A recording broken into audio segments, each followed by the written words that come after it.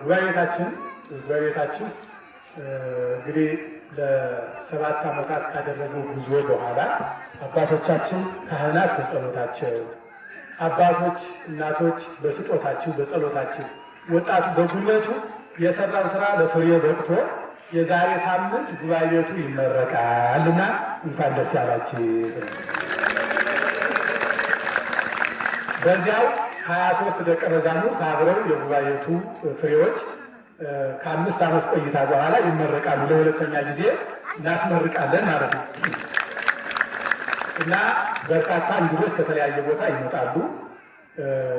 ሊቃውንቱ ከዛሬ በፊት ባለፈው ጊዜ 2015 እንደምታስታውሱት እንደዛ ጊዜ ሁሉ አሁንም ከደብሩ አስተዳዳሪ ከሰበካ ጉባኤዎቹ ፈቃድ አግኝተን ጉባኤቱ የዛሬ ሳምንት ሊመረቅ፣ ጉባኤቱ ግን እሁድ ይመረቅ እንጂ ጉባኤው የሚጀምረው ከአርብ ነው። ከሐሙስ ጀምሮ ሐሙስ ዕርገት ነው። ወደ ማታ ጀምሮ በተለይ አርብ ደቀ መዛሙርቱ ጥናታዊ ጽሑፋቸውን ያቀርባሉ።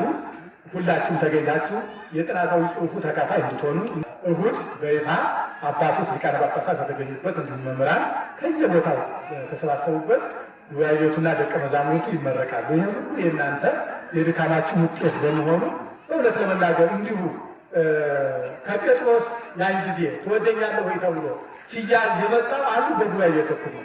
አባቶቻችን ደቀ መዛሙርቱን ያስተምራሉ፣ ደቀ መዛሙርቱ ደግሞ መምህሩን ያስተምራሉ፣ ደግሞ መምህራኑ ደግሞ ደቀ መዛሙርት ያፈራሉ። እንዲያ የሆነ ሲያዝ ከሐዋርያት ጀምሮ እንግዲህ ዛሬ ካሉ አባቶቻችን መምህራን ድረስ ሲያዝ መጥቷል። ይሄ ደቀ መዛሙርቱ ዛሬም ይማራሉ። ይህን ዓለም ያነሳን እዚያ የተመሰገነ ይሁን። ይሄ ደግሞ ደስታ ነው ማለት ነው። በጣም ደስታችን ነው።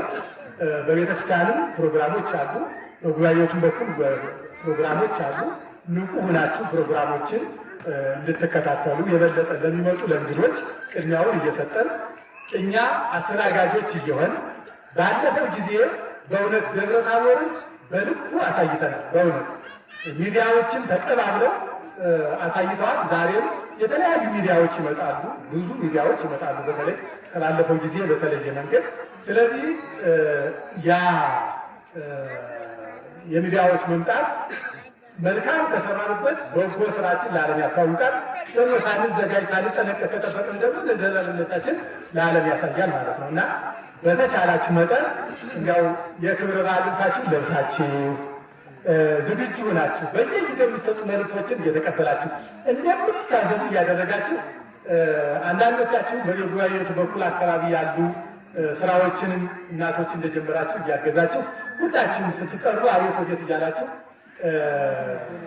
በዓሉን የደመቀ አካባቢያችን፣ ከተማችን፣ ቤተክርስቲያናችን፣ ጉባኤ ቤቶቻችን የምናስተዋውቅበት እና ደብረ ታቦር እንግዳ ማስተናገድ የሚነገረው አይደለም። በእውነት ለመናገር በብዙ ጊዜ ነው ያየናችሁ።